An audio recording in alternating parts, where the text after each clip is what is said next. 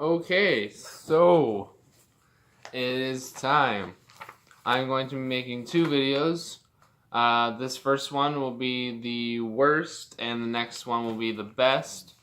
But this is the best and worst of WWE in 2017. Just as an overall fan of WWE, this year has been very, very hit and miss. It started off decently strong. I would say it was strong right up to about maybe a month after Mania. Then it got better around SummerSlam time, and then it just kind of kept doing this the rest of the year. So this list is a personal top 10 worst and the top 10 best. I'd love to hear you guys' thoughts in the comments below or in the replies, because I am going to be sharing this on Twitter as well. So yeah, without further ado, we're going to start with the worst of 2017. And at number 10, I have wasting the 205 Live roster. Listen, I love Neville. Neville is fantastic. Neville is the best cruiserweight in this division. Like, no questions asked. That being said, though, he's been champion since the Royal Rumble when he beat Rich Swann. And he held the championship until... I don't remember when he lost it to Tozawa. I think he lost it to Tozawa at SummerSlam. But then he won it back a week later, so no one really remembers that. And then he lost it to Enzo Amore at... Again, I don't remember what the pay-per-view was. I think it was TLC? No, it wasn't TLC. Whatever the pay-per-view before TLC was is when he lost to Enzo. So, in that time frame, we've had Rich Swann versus Neville, Jack Gallagher versus Neville, Austin Aries versus Neville, Akira Tozawa versus Neville, Enzo Amore versus Neville, Enzo Amore versus Kalisto. That's it. This roster is stacked to the rafters with talent. You got guys like Mustafa Ali, who I think is the most underrated cruiserweight in that division. You got guys like Cedric Alexander, who was able to cut weight to make the Cruiserweight Classic. When he loses to Kota Ibushi in the semifinals, or the quarterfinals, they are literally chanting, "Sign Cedric." And then Triple H is like, "Yeah, I'm gonna do that." But then Vince is like, "Yeah, you do that. But then I'm gonna waste the shit out of him." Okay? That's not okay. You got guys like Tony Nese, Drew Gulak. Drew Gulak is so good. His character work is fantastic. This whole PowerPoint thing is incredible. You got guys like Noam Dar, TJP. TJP is another one. The dude can go. He just has a shitty gimmick. His gimmick sucks. Oh my god. Give that guy a better gimmick, and this dude will be over, because he can go in the ring. But instead, you give it to Enzo. And I get why they gave it to Enzo. Enzo is a huge draw because of, like, the "how you doing" and all that shit. But people also want to tune in and just watch him get his ass kicked. But he's not getting his ass kicked. He's winning. Yeah, overall, in 2018, they really need to start looking at other talent in the Cruiserweight division. Instead of bringing in guys from NXT, because now Hideo Itami's coming in 205 Live, use guys that you got. You got guys like Mustafa Ali, Cedric Alexander, Rich Swann, Tony Nese, Drew Gulak, TJP, Noam Dar. You got all these fantastic wrestlers. Fucking hell, Jack Gallagher is fantastic. When he was face and he had the umbrella and everything, he was amazing. He's still good as a heel. I mean, he's wrestling in a fucking vest suit. Like, what the hell? So yeah, wasting the Cruiserweight division, that's number 10. Number 9, it's Bayley. Yeah, Bayley. Holy fuck, this year has been bad to Bayley. Again, started off weird, though. She beats Charlotte at I think it was Battleground. Why? That ended Charlotte's undefeated pay-per-view streak. Like, that doesn't... It was so unnecessary.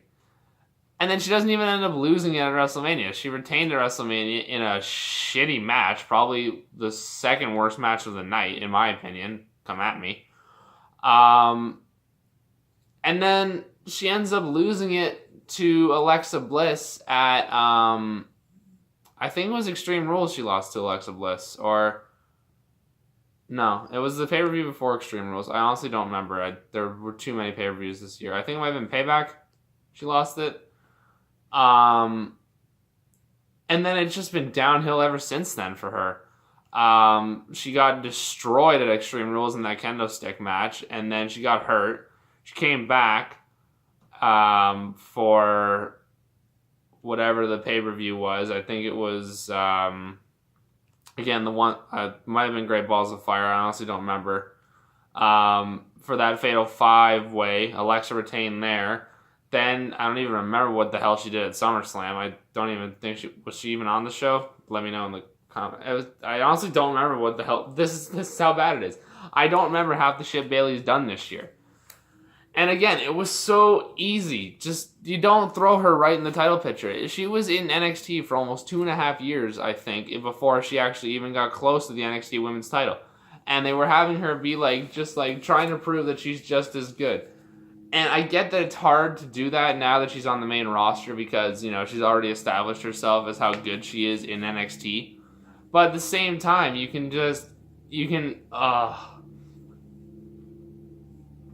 done it with all the NXT talent, too. They've done it with Sasha, but Sasha's worked. Charlotte, they just, fucking threw in there because, woo! And all that shit. So, yeah. I feel like part of the reason why Bayley's not succeeding is because she doesn't have a decent rivalry against someone people can hate. So that's why they need to turn Sasha Banks heel against Bayley. Hell, fucking go crazy. Make Bayley heel. I would love to see a heel Bayley. I know it won't happen, but at the same time, I never thought I'd see Sami Zayn as a heel. And, that's literally the best work that he's done his entire time in WWE. So, fucking take a shot. I don't give a shit. Fucking go for it. Let's see. What's the worst that can... It's not like she can do any worse than she's doing right now, so fucking be ballsy. Go for it. So, yeah, number 9, Bayley. Number 8 is... juggling the WWE title. This is another weird one that I'm not mad about. It's just something that I thought was really stupid because last year they juggled the Raw Women's title between Sasha and Charlotte like crazy. Sasha would win it on TV, Charlotte would win it back on pay-per-view. Charlotte would lose it on TV, she'd win it back on pay-per-view. And they did that for a solid 6 months and it was brutal. This year it started as a juggle fest for the WWE title. AJ won it back in mid 2016. I think it was August or something that he won it. And then he held it till the Royal Rumble and then lost it to Cena. Cena held that title for 2 freaking weeks and then lost it at Elimination Chamber to Bray Wyatt. And then about a month later, Bray lost it to Randy Orton at WrestleMania in a horrible match. That's a dishonorable mention for this, how bad that match was. And then Randy lost to Jinder. Jinder. And then Jinder lost to AJ. Which, by the way, he held that title way too long. So yeah, they didn't need to give Cena the title. I get that he's probably going to retire either next year or the following year. And they want him to beat Ric Flair's record. But why give it to him and then have him lose it 2 weeks later? Have him... I don't fucking know. They could have had him win it, at the last pay-per-view of 2016 before the Royal Rumble. He didn't have to win it at the Rumble. Again, that's just a personal thing. I don't like seeing titles get juggled. So yeah, number 8, juggling. Well, actually, you know what? I'll tie in this. They wasted Bray Wyatt so much. Oh my god, Bray Wyatt, man. The guy is so good. What the fuck are you doing, WWE? This guy is amazing. His mic work is, his mic work is weird, but people listen when he talks. You fucking have him basically get squashed at Mania. Then this fucking they were trying to recreate the final deletion with the fucking Wyatt Funhouse fucking Silence of the Lambs prison like thing. I don't know what I don't even remember what House of Horrors match. That's it. Which that was fucking ridiculous too. He drops a fridge on Orton, and then he drives to the arena. And then Orton's like, oh, hey, Bray, I'm back. Yeah, I got up out under that fridge. And then Jinder comes out, distracts Randy, and then Bray went, what the fuck was that match? Oh, God, I'm getting cancer just thinking about it. Jesus Christ, I'm sorry, but, like, fuck. His feud with Finn was okay. It went on way too long, though. Way too long. Thankfully Bray got fucking, whatever that sickness was, and we got Finn versus AJ. God knows how long that feud would have gone if Bray hadn't gotten sick. Anyway, number 8, juggling WWE title and wasting Bray Wyatt. Number 7 is the Survivor Series main event. This should have been a really, really good match. The fucking star power, oh my god. Team Raw is Kurt Angle, Triple H, Braun Strowman, Finn Balor, and Samoa Joe. That's literally an indie fan / old school fan's wet dream right there. Then on SmackDown side, you have Shane McMahon, Bobby Roode, Shinsuke Nakamura, John fucking Cena, and Randy Orton. Which, again, why the fuck was Cena there? He didn't need to be... What did he do? Oh, he eliminated Samoa Joe. Whoopee. Like, not one RKO can do that? I get that the SmackDown Live roster is very shallow when it comes to people that can fill the spot, but literally, what the hell was the point? There was no point to have Cena there other than to drive up buy rates.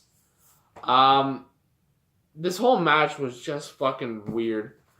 Braun, he eliminated just over half the SmackDown roster. He eliminated Orton, Roode, and Nakamura, which, by the way, he eliminated Nakamura and Roode within like a minute of each other. I don't know what the fuck that is. Sami Zayn and Kevin Owens came out to just be like, hey, Shane, look over here. And then... Why didn't they just, like, go into the ring and be the ones that attacked Orton or something? Like, attack Shane, then attack Orton, beat Orton up, give him a pop-up powerbomb or whatever, and then just give Braun the pin or whatever, right? Like, that makes more sense than just having Shane be like, hey, no, chairs, And they're like, oh, let's get out of here. And then Orton gets power slammed, and then Shane's like, oh, well, fuck. And then the ending. Oh. I try so hard to give Triple H the benefit of the doubt where it's like, oh no, he's not trying to bury talent. He's not out for himself anymore. Yes, he is. He pedigrees Kurt Angle, pulls Shane on top of him, and then's like, hey, Shane, what are we gonna do? And then he pedigrees him and gets the pin. They even say it on the commentary. Triple H wanted the glory for himself. Yeah, he fucking did. What purpose does that... It doesn't even lead into anything that has to do with Braun because Braun's now feuding fucking Kane. Like, there was no point. Have Jason Jordan come out and attack Triple H. That would have worked.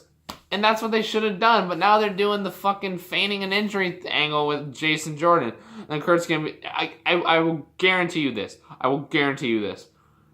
They are going to do a storyline where... Jason Jordan's like in the doctor's office, and he's like, oh, my knee. And Kurt's like, hey, we gotta get that checked out. So then they do, and then Jason Jordan goes out and has a match, fucking gets counted out again because he hurt his knee again, and then Kurt Angle will come out and be like, I actually have your test results right here, and they're saying that you've been healed for weeks. What's going on, Jason? I guarantee it. Watch. I got way off topic. Okay, number 6 is Roman Reigns versus The Undertaker at WrestleMania. In the main event, Really? Why? I get why. Because it was Undertaker's last match, possibly. Let's be honest, it won't be. It won't be. The whole fucking, I get the hat thing and the gloves and the jacket. I get all that. I get that that's probably going to be his last match. But is anyone going to be shocked if he's like, I want one more match with John Cena? No one's going to be surprised by that. So what was the point of this match? Everyone knew Roman was going to win. We all knew Roman was going to win. My buddy has put it the best. This match was just 25 minutes of Roman Reigns beating up a senior citizen. There was 0 point. If Taker was still undefeated at WrestleMania, this would have made more sense. Well, ending the streak has never made sense to me. Never will. So now that Undertaker has a WrestleMania record of, 22-2 or 23-2. What the fuck was the point? They're like, oh yeah, we want Roman to be the face of the company. Oh, hey, here's a great idea. Let's have him spear and beat one of the most beloved legends. He speared him 5 fucking times, I think. And then Taker's like, come on, my spleen and ribs ain't shattered yet. Come on. And then he fucking does the runs off the ropes, and then spears him. He's like, oh, he's gaining momentum? No, he's not. He's going the same fucking speed. The promo afterwards, though, at the 10 minutes of being booed and then going, this is my yard now. That was great. So yeah, that as a main event, really, WrestleMania this year was weird. I'm not gonna get into it because this video is already going way too long. But I would have rather seen Goldberg versus Brock Lesnar in the main event, which that match is only 5 minutes. But what do you expect from those guys? Anyway, number 6. Speaking of. Brock Lesnar as Universal Champion. Why? I'll put the paper down. I'm pissed. Again, I get why. Brock Lesnar is a huge draw. But he's been champion since WrestleMania, which was in April. We are now almost, by the time this goes up, it might be December. I don't think it will be, though. No, we're still in November. He's defended the title 4 times since April. That's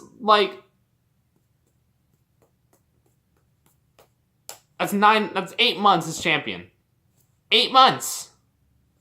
And he's defended it 4 times. That's a title defense every 2 months. He defended it against Joe. He defended it against Braun. He defended it in that fatal 6 some way, whatever. And then he defended it against, shit, is that it? Wait, has he only defended it 3 times? Hold on. Yeah, I think he's only defended it 3 times. I'm probably missing one, honestly. But the fact is that you cannot have your main brand's champion not defend that title every month or so at every major pay-per-view for your company. He's only defended it 3 times. I'm pretty sure now, which is brutal. And the way the matches end is ridiculous because it's 1 F5 and that's it. And they're doing it because they don't want anyone kicking out of the F5 till next year's WrestleMania to make Roman look strong. No one's gonna give a shit. I will guarantee, if there's a way to show the graph of when people stop watching on the network, as soon as you hear the boo-doo, boo-doo, everyone, nope, tuning out. I won't tune out because I just want to see what's going to happen because Roman Reigns versus Brock Lesnar can be a good match at this point because Roman's a lot better in the ring than he was when they first did it. But you don't got a Money in the Bank briefcase to save this match from being booed out of the building no matter who wins.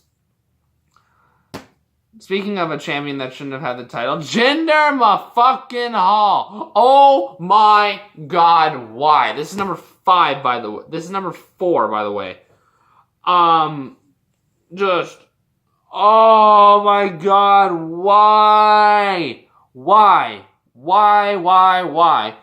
People are like, oh, isn't this the same as when Heath Slater and Rhino won the tag team titles last year? No, it's not the fucking same. Heath Slater was over as shit with the I got kids gimmick. That was amazing. I was at Survivor Series when he was there. I don't even think they were champions anymore, and they still got one of the loudest pops of the night. It's amazing. The whole gimmick was fantastic, and they've wasted them now on Raw.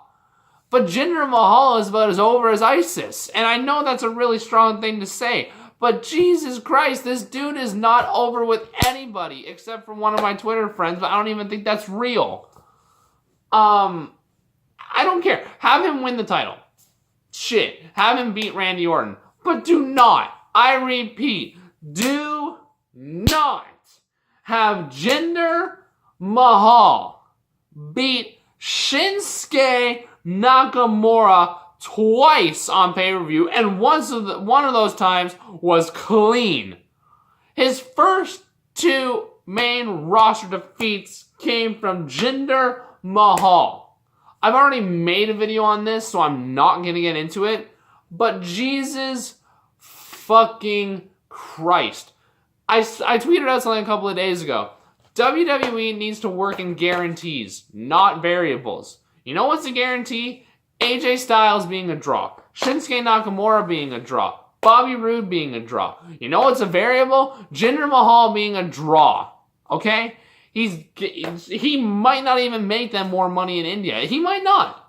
He probably will, because they'll be like, oh my good golly gosh, Jinder is our champion again. Woo! He's not even from fucking India. He's from fucking out west in my country. He's from fucking Calgary. Okay? The dude's not even freaking Indian. He's of Indian descent, but they're like, oh hey, in his home country. It's not his home country. He came home back in August. God, I'm sorry I'm getting so heated, but Jesus Christ. Thankfully, AJ's champion now, but no one WWE. They're going to just bend all of us over and have Jinder win the title at Clash of Champions. Number 3. Wasting Finn Balor, and I'm going to clump in the club with this. Finn Balor is over, okay? So why is he not getting his championship match at Royal Rumble? Because, I'm going to quote Matt Hardy here, Meek Mahan does not think that he's over. Just, oh my God. I don't know what... The funny thing is that McMahon thinks that Roman's over because he gets booed. That doesn't count as being over.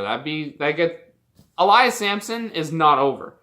He's just hated. Simple as that. You know who is over? Finn Balor. You know who else is also over? The Club.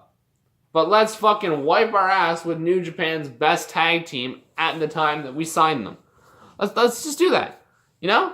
Just fucking use the Club as toilet paper. The whole nerd gimmick, I love that, personally. But the fact that this team, that is a monster team, has been demoted to a comedy act is ridiculous.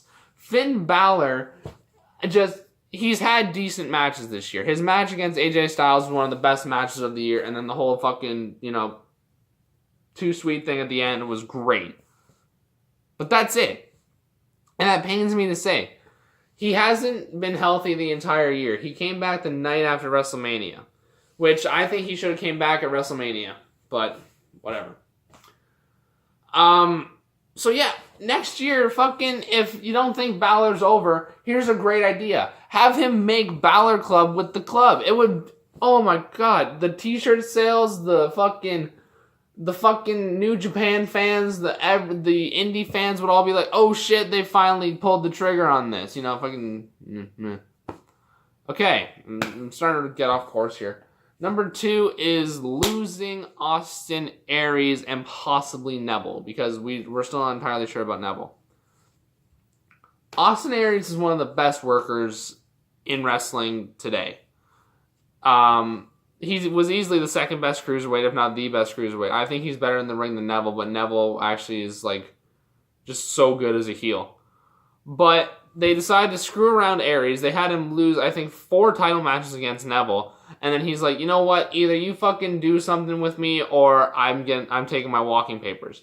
And then they're like, well, we don't think we got anything for you. And they let him go. You let Austin Aries go. Just give him the title. He and Neville could do... They don't have... You obviously have seen that they don't have any problem juggling this title. They've done it with the WWE title and the Raw Women's title. Have them juggle it between them. I don't give a shit. Fucking have Aries win it at Mania. Have Neville win it at the next pay-per-view. Aries wins it at the next one and then retains. And then Aries moves on to somebody else. And then Neville... I know it's hard to not... You have to have Neville and Aries in the main event because of how, good they both are. And I get it. But at the same time, you cannot risk losing Neville at this point now because Neville is the last big draw. Enzo's not a big draw, okay? I'm going to say that straight up. He's not a big draw. These guys are the last... Neville is the last big draw. People still want Neville to come back. I want Neville to come back.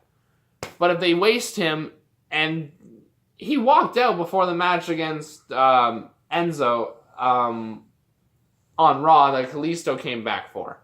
And I would have walked out too. If we're being totally honest, like, hey, you're going to lose somewhat clean to Enzo Amore, best cruiserweight worker in the WWE.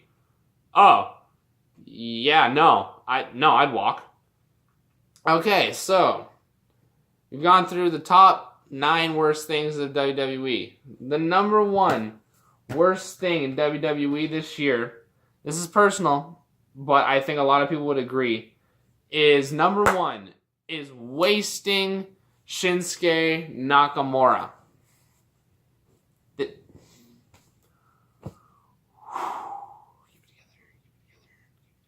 Really? The pop he got the SmackDown after WrestleMania should have been literally giving Vince McMahon a boner because that is straight money right there. Shinsuke Nakamura was the most over wrestler in NXT at a time that Ty Dillinger and Bobby Roode were both in NXT. By the way, another dishonorable mention, not doing anything with Ty Dillinger. Dude is amazing. He's over. His 10 gimmick is amazing. I'm getting off track. You cannot waste Shinsuke Nakamura. Every single match he had in NXT was the best match on the card. Except for NXT TakeOver Toronto and whatever the show was that was DIY versus The Revival. Again, getting off track. The dude can work. And he's a good worker. He pulled a decent match out of Baron Corbin. He almost broke John Cena's neck, but that was, not entirely his fault. Cena can't do a fucking full, half backflip. And I'm like, oh yeah, they're gonna do it. They just had him beat John Cena. They're gonna Oh, okay, yeah, Jinder beats him here, and then, then Singh's run interference, and then he'll win at the Hell in the Cell. Really? You had him lose twice, and he lost clean at Hell in a Cell. The pay-per-view is called Hell in a Cell. Have the match inside Hell in a Cell. But let's not. Oh, and here's a great idea. Let's have him get eliminated first in the Survivor Series match. He didn't even last 10 minutes, okay? The only decent thing that they've done with Nakamura this year is that they've teased him versus AJ. But again, if we're being honest, Vince McMahon's dick gets hard for fucking rubies, and Jinder's probably going to walk into Mania with the strap. And you know who he's probably going to fucking fight? John Cena. I will guarantee you, if Jinder wins the title at Clash of Champions, he walks into Mania with the title, and he faces John Cena. They'll have AJ Styles versus Shinsuke Nakamura lower on the card, and it should be for the title, but it's going to be like Kevin Owens versus Chris Jericho. You're going to go for the money of one country or one group of people instead of the fucking global universe. God, WWE is really pissing me off this year. I know this video at this point is probably like 20 minutes long, but I don't care. Okay, a lot of this shit had to get out. It's brutal what they've done in WWE. There's more. I can make a top 20. I'm not going to. But at the end of the day, just fucking... Oh, my God. WWE needs to pull up their socks in 2018. 2018 has the potential to be the best year of WWE if they use the guys properly. But everyone said that about 2017, 2016. They've said it for years, but they've never actually used talent properly. It looks like they're actually going to break Matt Hardy now, though, so that's fantastic. But that's about the only good-looking thing so far. So, yeah, I'm very tired right now. That was my top 10 worst things with WWE this year. The top 10 best will be in the description below. Leave some comments. I I know you guys are going to probably be like, you're such a mark. I don't give a shit if I'm a mark. I have a Bullet Club shirt, but I'm not wearing it. I was going to wear it, but I forgot to. So yeah, top 10 best will be in the description below, and I will see you guys later. I gotta go take a fucking nap now.